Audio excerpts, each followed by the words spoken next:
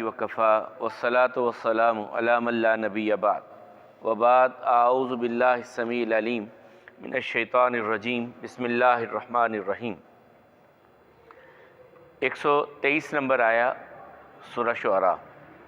کذبت عاد المرسلین اذ قال لهم اخوهم ہود الا تتقون انی لکم رسول امین فاتقوا اللہ واطیعون وما اسألکم علیہ من اجر ان اجری الا علی رب العالمین اتبنون بکل رئع آیہ تعبثون وتتخذون مصانع لعلکم تخلدون وَإِذَا بَطَشْتُمْ جَبَّارِينَ فَاتَّقُوا اللَّهَ وَأَطِيعُونِ وَاتَّقُوا الَّذِي أَمَدَّكُم بِمَا تَعْلَمُونَ أَمَدَّكُم بِأَنْعَامٍ وَبَنِينَ وَجَنَّاتٍ وَعُيُونٍ إِنِّي أَخَافُ عَلَيْكُمْ عَذَابَ يَوْمٍ عَظِيمٍ قَالُوا سَوَاءٌ عَلَيْنَا أَوَعَظْتَ أَمْ لَمْ تَكُن مِّنَ الْوَاعِظِينَ إِنْ هَذَا إِلَّا خُلُقُ الْأَوَّلِينَ وَمَا نَحْنُ بِمُعَذِّبِينَ فَكَذَّبُوهُ فَأَهْلَكْنَاهُمْ إِنَّ فِي ذَلِكَ لَآيَةً وَمَا كَانَ أَكْثَرُهُم مُؤْمِنِينَ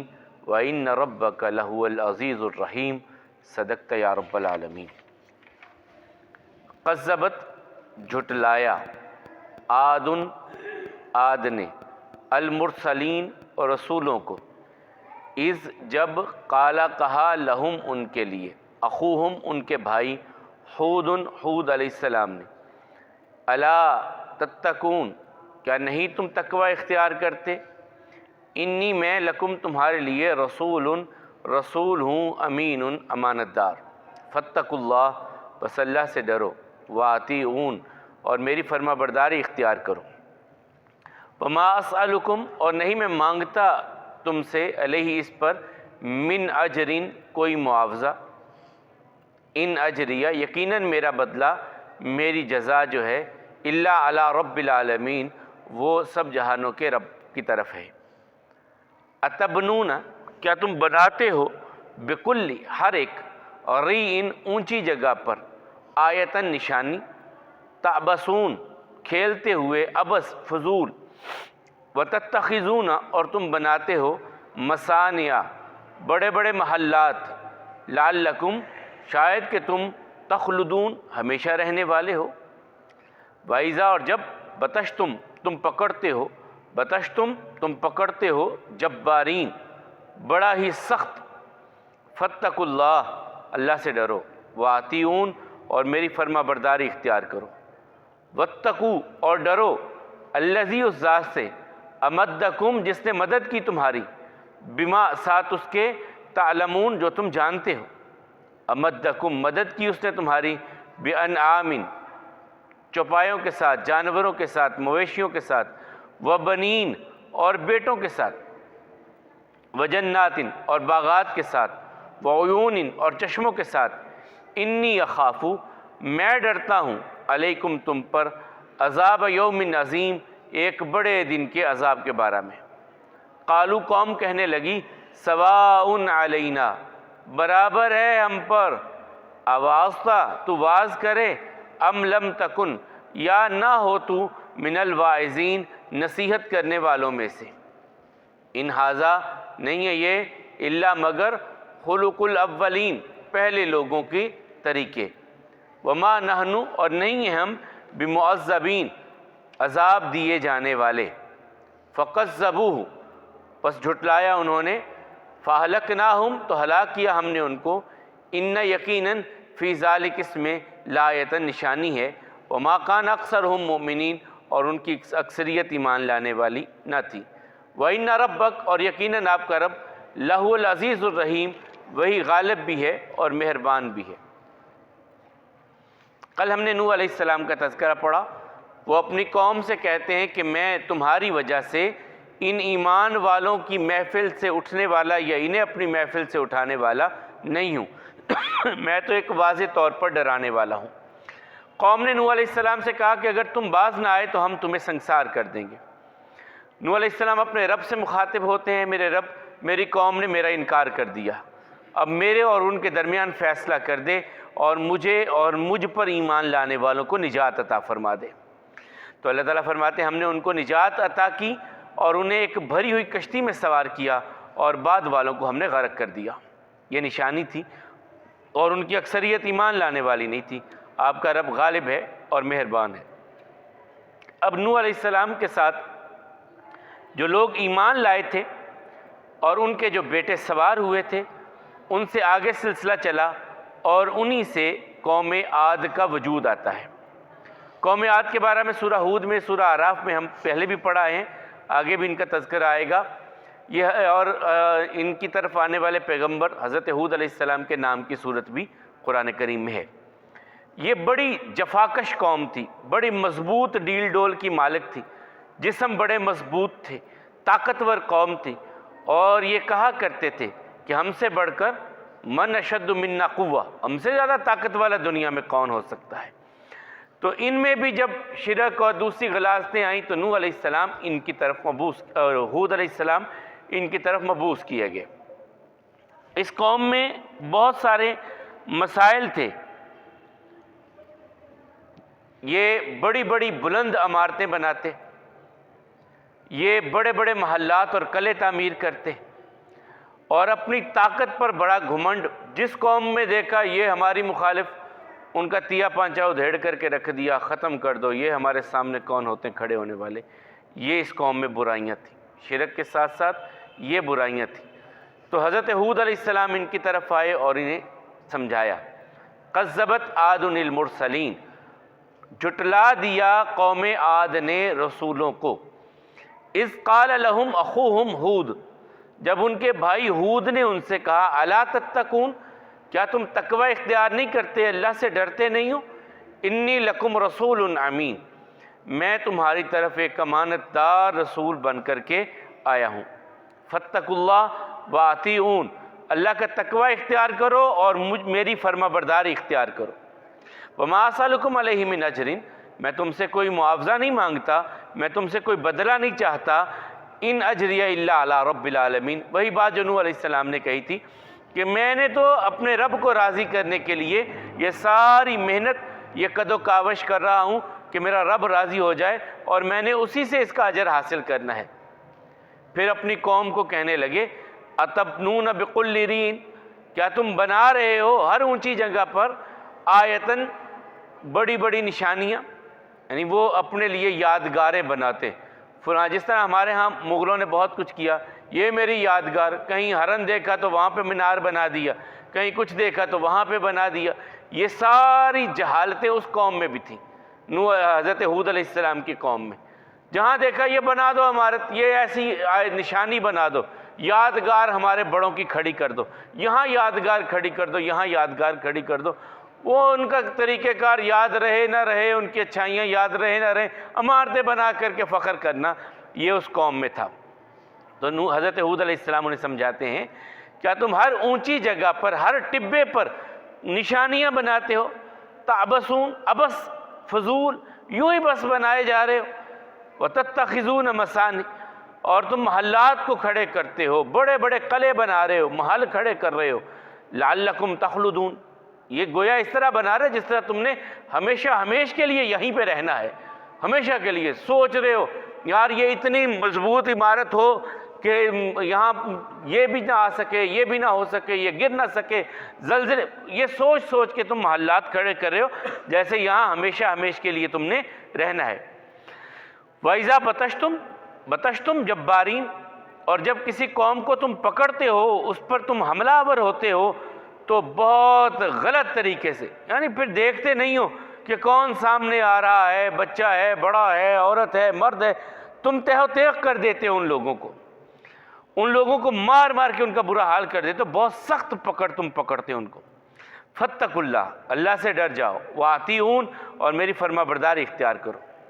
واتقوا، اور ڈرو، کس سے؟ الذی امدکم بما تعلمون، وہ جس نے تمہاری مدد کی ہے جو تم جانتے ہو، جس نے جو کچھ تمہیں عطا کیا ہے تم بھولے ہوئے نہیں ہو۔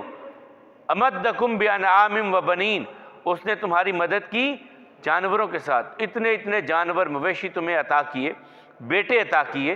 وجنات و عیون، اس نے تمہیں باغات عطا کیے، چشمے جاری کیے تمہارے لیے۔ تم یہ اپنے رب کی یہ نعمتیں دیکھ کر کے اس کے آگے جھکنے کی بجائے تم اسی کی نافرمانی میں لگ گئے۔